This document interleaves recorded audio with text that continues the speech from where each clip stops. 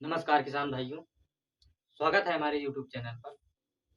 आज हम बात करने जा रहे हैं मटर की संपूर्ण खेती के बारे में। यानी हम इस वीडियो के माध्यम से मटर की ए टू ज़ेड जानकारी लेंगे कि उसका तापमान कितना होता है, उसका समय क्या होता है, उसके लिए मिट्टी कौन-सी अनुकूल है, उसमें खाद, पानी, निराई, गुड़ाई ये सारी चीज़ें इस वीडियो के माध्यम से जानेंगे।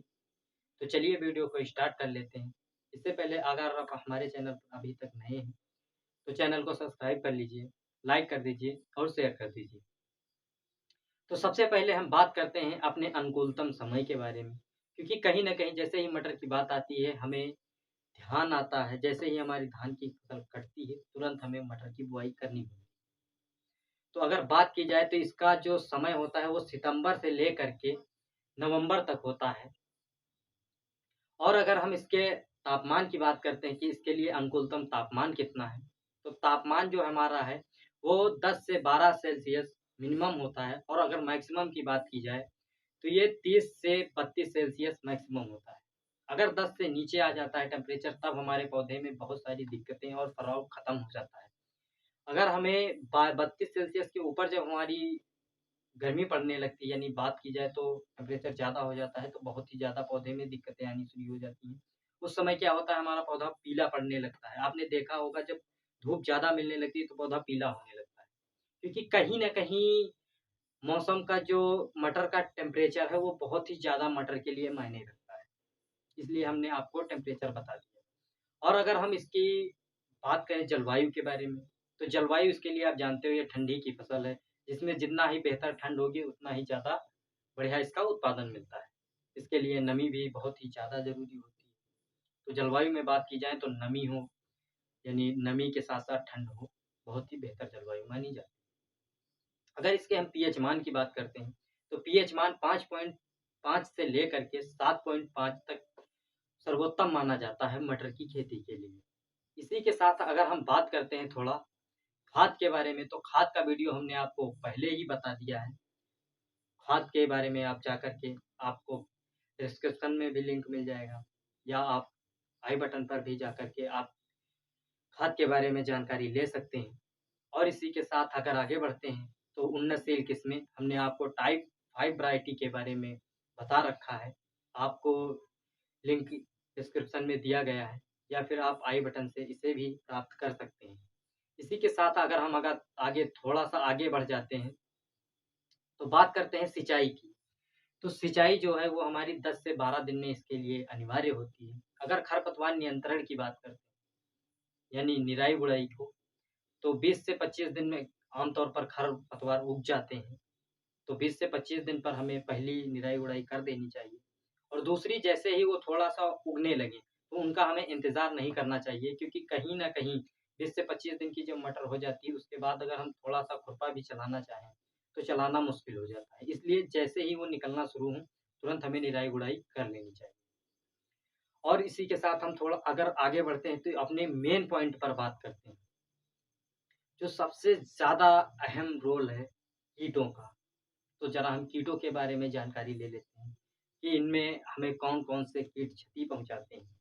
तो कीट जैसे कि आपकी स्क्रीन पर दिखाए गए हैं, यानी एफ़िड, जैफ़िड, माहो और इल्ली हो गई, व्हाइट फ्लाई हो गई, आपको तरह-तरह के कीट आपकी स्क्रीन पर दिखाए गए हैं।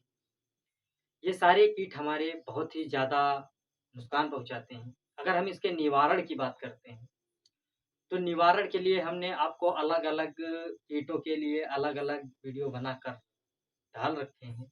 अगर कुछ वीडियो नहीं मिले हैं, तो वो भी बहुत ही जल्द मिल जाएँगे। तो आप वहाँ से वीडियो देख सकते हैं कीटों के लिए कि कौन से कीट के लिए हमें कौन-सी इंसेक्टिसाइड बेटर होगी। अगर हम केवल नॉर्मली बात कर लेते हैं, अगर हमें जो चूसक कीट होते हैं जैसे व्हाइट फ्लाई हो गया, माहो हो गया और थ्रिप्स हो गया, इन सभी के लिए है अगर तो आप एसीटा या इम्डा से काम चला सकते हैं। नॉर्मली जो हमने आपको बता दिया, ये कितने नॉर्मल पर हमने बताया है एकदम हल्के डोज़ पर। इससे ज़्यादा हो रहा है तो हम आपको आगे लगातार वीडियो बनाकर देंगे, क्या दिक्कतें हो रही हैं, क्या नहीं हो रही हैं। लगातार फ़ील्ड के साथ-साथ हम आपको वीडियो प्रोवाइड कराते रहेंगे। जैसे ही फ़ील्ड पर जो हमें सिम्पटम्स दिखेंगे वो आपको बताए जाएँगे। और अगर इसके आगे बढ़ते हैं तो बीमारी। क्योंकि कहीं न कहीं फसल अब बीमारियों से घिरी हुई है। जैसे ही हम अपना सीड डालते हैं, सीड डालने से पहले हमें दवाइयों का उपयोग करना पड़ता है। आखिर क्यों? क्योंकि लगातार बीमारी को कंट्रोल किया जा रहा है, फिर भी बीमारियाँ इतनी तेज़ से बढ़ती जा रही हैं। तो अगर हम बात करते हैं, तो सीड ट्रीटमेंट सबसे ज़्यादा ज़रूरी होता है बीमारियों को कंट्रोल करने के लिए। तो अगर सीड ट्रीटमेंट हम बुआई से पहले करना चाहिए। तो बुआई से पहले मतलब कब?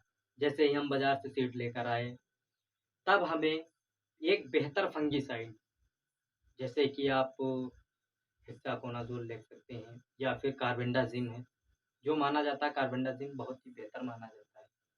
तो कार्बेंडाज़िम आप ले सकते हैं, उसमें आप 5 एमएल 1 लीटर पानी में ले लीजिए और उसमें सारी मटर डाल दीजिए जो आप 5 केजी लाए हों।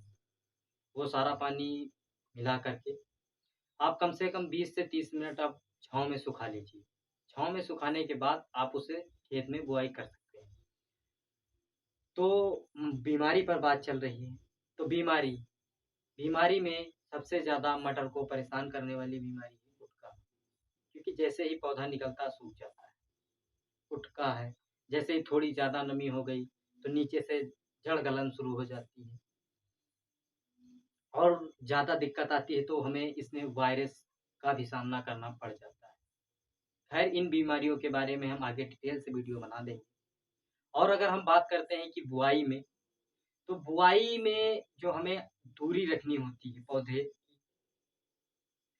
पौधे की दूरी वो हमारी जो होती है, वो 4 से 5 सेंटीमीटर होती है।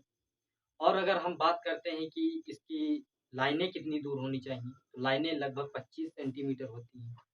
और अगर हम गहराई की बात करते हैं, तो 3 से 4 सेंटीमीटर हमारी गहराई होती है। खैर, इसी के साथ हम अपना वीडियो समाप्त करते हैं। मिलते हैं नेक्स्ट वीडियो में, तब तक के लिए धन्यवाद।